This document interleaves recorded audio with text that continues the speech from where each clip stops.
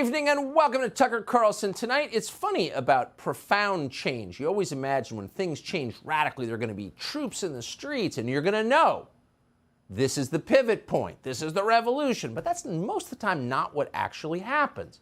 Usually there's some guy in a suit and tie speaking soothing words. And you don't even know that everything is changing when it is. That's the case with what happened on June 15th, 2012, a decade ago. On that day, Barack Obama walked into the Rose Garden and announced, full of self-confidence and coolness, Obama announced that his administration decided actually not to deport millions of illegal immigrants. Henceforth, Barack Obama explained, these millions of people would no longer be identified, in fact, as illegal aliens or even breakers of federal law, which everyone had assumed they were. No. Going forward, they would be called dreamers. So illegal aliens are bad, of course, but dreamers are good. And because to control language is to control reality, these dreamers would no longer be subject to federal law. They'd be above federal law because you can't ban a dream. That's effectively the case that Obama made. Now, what Obama did that day was, strictly speaking, illegal. Several courts later ruled that it's illegal. Obviously, only kings and legislatures get to change the law. American presidents do not have that power and never have. But no one stopped Barack Obama from doing this, so he did it anyway. And the effect, the intended effect, was immediate. Foreign nationals flooded into the United States. Over the decade before Obama's Dreamer Rose Garden announcement, about 8,000 unaccompanied minors showed up at the U.S. border every year. After Obama redefined lawbreakers as dreamers, more than 24,000 showed up. And that's accelerated. Under Joe Biden, the number has grown to 130,000 per year. Now, it's interesting where these people are coming from. They're not coming from a contiguous nation, Mexico. No, they're coming from much farther away. According to new numbers from HHS, 32% of unaccompanied migrants they're seeing are from Honduras. 47% are from Guatemala. Look at a map. 13% are from El Salvador. Those are far away. Those are in Central America. Just 1% are coming from Mexico. What's going on here exactly? Well, mostly they are teenagers. The overwhelming majority are over the age of 14. They're not little kids. And again, this is accelerating. And it didn't stop during the last administration. The Trump administration didn't stop it. Under media pressure, that administration agreed to end so-called family separations at the border. Really, they're inhumane. But the fact is, family separations happen all the time to American citizens. If you commit a crime, you're going to be separated from your kids, and NBC News won't care at all, much less report it.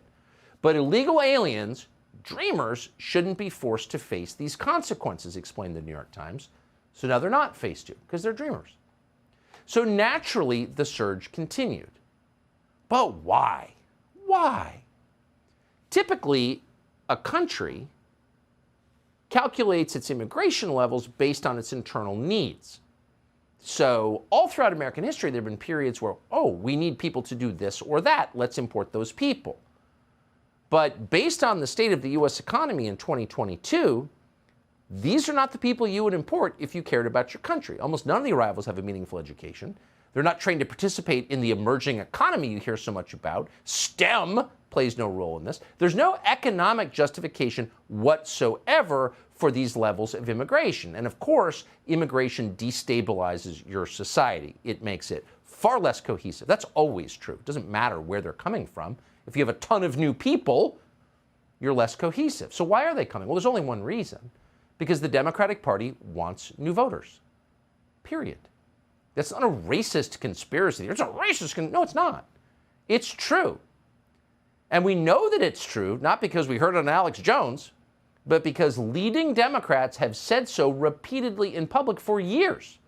And here's the latest example. Here is Chuck Schumer, the head Democrat in the U.S. Senate, last month. Now more than ever, we're short of workers. We have a population that is not reproducing it on its own with the same level that it used to. The only way we're going to have a great future in America is if we welcome and embrace immigrants, the dreamers, and all of them, because our ultimate goal is to help the dreamers, but get a path to citizenship for all 11 million or however many undocumented there are here. Everything about that was a lie. We need workers, really? There are, 7 million American-born men who have dropped out of the workforce? workforce age who just aren't working or on the internet all day? Does anyone care? No. Just replace them. Americans aren't reproducing. Really? Why? Well, because the economy has changed. And what's their answer to that? The Democratic Party's answer? Well, the Treasury Secretary told us a month and a half ago, she said, if you're worried about the economy, have an abortion. People who want to have kids increasingly can't. Why is that? Well, because the food supply and the air and water have been poisoned and sperm counts are half what they were a few decades ago. So these are specific problems that have prevented millions of Americans from having families, from reproducing, as Chuck Schumer just said. And you could fix them if you tried, but they're not trying. Instead, the solution is to replace the people who aren't reproducing with millions of new people from other countries. That's not a racist conspiracy theory. Chuck Schumer just said it. However many undocumented there are here, Schumer added. So as a political matter, what is this? Well, you're hearing a lot about threats to democracy. This is an actual threat to democracy. This is an actual effort to disenfranchise American voters. It's an attempt to replace their vote with a new electorate. So this is incredibly dark. And it's not a referendum on the people coming here, most of whom are, well, they want to be here, so that says something good about them. No. This is a measure of the intent of the people in charge, the malice behind what they're doing. So it's hard to believe this could become law. This could be codified since Republicans just took over the House. Oh, but it could be in the lame duck session, which does not represent the recently expressed will of voters last month. A month ago, voters cast their ballots and they said, we would like a Republican House, and they got one. But that's all about to be short-circuited. New reporting suggests that Democrats and several Republicans are working on a deal to pass mass amnesty for millions of illegal aliens before the new Congress can be seated. Kevin McCarthy, the incoming House Speaker, has promised not to hold a vote for any immigration bill until the border is secure, because it would be insane to do otherwise. And yet several Republican members of the Senate are trying to pass a mass amnesty before the new Republican Congress is seated next month. Leading that effort, and should become famous for this, is Thom Tillis, the Republican senator of North Carolina, joined by Democrat Kyrsten Sinema of Arizona. According to Axios, between 10 and 12 Republican senators could join this plan. And that would include names you're probably familiar with: Susan Collins of Maine, Lisa Murkowski of Alaska, Mitt Romney of Utah, and as we said, Thom Tillis of North Carolina. Then several retiring senators, Rob Portman, Roy Blunt, Richard Burr, are also being courted to support the bill. Imagine someone who's on his way out of Congress in days will be codifying a law that will change the country forever. So how are they justifying this? Well, clearly their donors want it, right? Because cheap labor is always the justification for everything. It's a short-sighted view. Thom Tillis is saying this is okay because it will only offer amnesty to the dreamers, Barack Obama's dreamers. Illegal migrants supposedly came to this country as young people. So by offering amnesty to dreamers, what will happen next? Well, what happened last time? The U.S. Congress will incentivize more foreign nationals to flood into the country. And that's the whole point of it. It's why Obama did it a decade ago. So what will happen to our economy, which is at the verge of a real downturn? Everyone knows that. Well, let's see. The average dreamer is 28 years old. 28 years old. The average income, the median income of dreamers, is $26,000. That's far lower than the median income of Americans. So that's not an attack on anybody. It's only a simple observation. If the country is getting poorer, you probably don't want a lot more poverty imported. Again, why is that untrue? Well, it is true, and everyone knows it's true, and no one has the brass to say it out loud, but it's real. And by the way, we have no idea how many dreamers or other illegal aliens are in this country. The Biden administration has been working with the government of Mexico to hide those numbers for 2 years now from the public. Yeah, so much for your democracy. The Center for Immigration Studies just exposed this in one of the most important investigations from the border in a long time. Watch. After this short bus drive from a Mexican government shelter across from Calexico, California, Mexico's Immigration Service will hand them over to their American counterparts at an official port of entry, with temporary legal status papers already in their folders. Once CBP processes them in, they're all released to begin permanent lives working in American cities of their choice. These ones and thousands more entering the same way all along the U.S.-Mexican border won't have illegally crossed a river, won't have hiked through brush, and won't have paid thousands to cartel smugglers. Maybe most importantly to the Biden administration, they surely won't end up in the historically swollen, politically problematic illegal crossing statistics. Instead, Biden's DHS legalized these people before they could commit the illegal act they intended when they left home. The U.S. Customs and Border Protection pre-approved all of them while they were still in Mexico. So that was, what's the word for that? Oh, that'd be immigration fraud being committed by the Biden administration, hiding the numbers so you don't realize how many people are coming into your country illegally. You have no role in this whatsoever. Now keep that in mind when you learn that the Thom Tillis lame duck bill will include, quote, $25 to $40 billion for border security. Now, that's actually a lot, not as much as we're giving to Ukraine, because of course their border is a lot more important than ours. Shut up, racist. But it is billions more than Donald Trump asked for to build the border wall. And at the time, senators in both parties said that was just way too expensive and racist. And people just build taller ladders, okay. But now the same group is fine with $40 billion for border security. Why is that? Because they know it's fake. They know it's fake. You can build any structure you want, but if the officials manning the gates, like on January 6th, just to open the doors, it's meaningless. And of course, Thom Tillis knows that, to his eternal shame. How out of it is Thom Tillis? Well, watch Thom Tillis, who clearly has no grounding in the physical reality of America 2022, tell you that letting all these people in, giving them citizenship, is a good idea because really what we're importing is computer scientists and engineers. Watch Thom Tillis.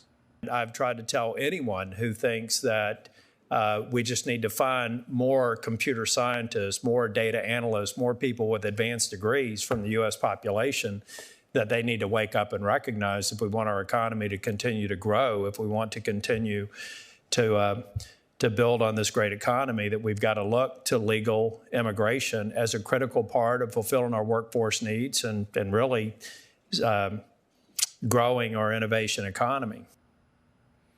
So that's just a word salad of phrases Thom Tillis doesn't understand, of course. But think about that. In the last 2 years, thanks to COVID and the manufactured response to it in this country, our public education system has completely collapsed. Kids are not being educated. We're not producing programmers, partly because of policies that Thom Tillis stood by and allowed to be enacted under COVID. But rather than fix that, we need to legalize millions of dreamers and give them citizenship. So if you really wanted a lot of computer programmers, there are a lot of them around the world, you would make an active attempt to identify them and import them. And then you could tell us why.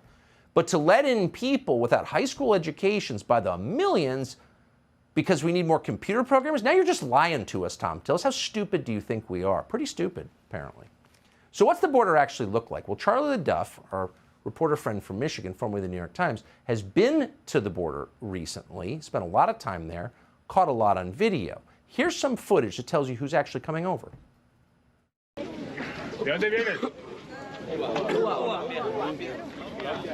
In the last 2 years, how many people have made their way into the United States? I think last year was over 2 million. And the year before that, I think just under 2 million. And then you have the unknown number of people that are gotaways that we have no idea that got away. And then you look at the people that are overstaying visas. I mean, that 11 million number of illegals in the United States is just a fantasy. New York complains about 1,000 a month. And we have 1,000 a day, Yeah. 2,000 a day. Yeah, this right here is probably 350 right here. In the meantime, probably a mile downstream, they're probably running a bunch of dope because all our people are tied up over here with this. That's why they send them in big groups. So most Americans, because this is a pretty big country, have no idea the scale of this. It's been going on for 2 years, and it will completely change this country forever, and it's continuing, and nobody is doing anything about it. And no one seems upset about it. Is Thom Tillis upset about this? No, computer programmers, reading his stupid libertarian talking points from 1996. We're going to have a lot more footage from Charlie LaDuff from the border, and it shows you what's actually happening there. And a lot of people crossing are nice people with families that just want to work and hang drywall, and that's great, and everyone supports that. Quite a few of them, though, are drug smugglers. Actually, that's true. This is all being orchestrated by the cartels, and some of them wind up killing Americans. I have 5 motion-activated cameras. I've got 2 way back that way and 3 back in the ranch here. It's a very poor sample because I've had over 100 trails coming through the ranch. And so 5 over 100 is only 5%. And on those 5 cameras between February and October, 2,500 images. An intelligence officer with the Border Patrol told me that he believes 20% are carrying drugs. On this ranch, we've been here 35 years now. It's a wonderful ranch, except we are very ticked off that all these drug packers are coming through my ranch to poison our American people. So the closer you get to the border, and this is true of Republicans and Democrats, Hispanics, whites, blacks, none of that matters. Any American who's close to the border is horrified by what's going on there. So the only way that you could support this is by intentionally ignoring what's happening there, like Thom Tllis is and Lisa Murkowski and Joe Biden and all the rest. Today, our Peter Doocy asked Biden, who's going to be in the area soon, are you going to go see the border while you're down there? Watch this. Why go to a border state and not visit the border? Because there's a more important thing going on. They're going to invest billions of dollars in a new enterprise. There are more important things going on, right? What's actually happening is the Biden administration ended the policies that would have stopped this flood of unaccompanied minors at the border, and now they want to make the problem even worse, and they're doing it for a reason. They're telling you what the reason is. You're not allowed to notice, but it doesn't make it any less true. This is real. This is happening. No one's stopping it. Republicans are colluding to allow it to continue. Subscribe to the Fox News YouTube channel to catch our nightly opens, stories that are changing the world and changing your life. From Tucker Carlson Tonight.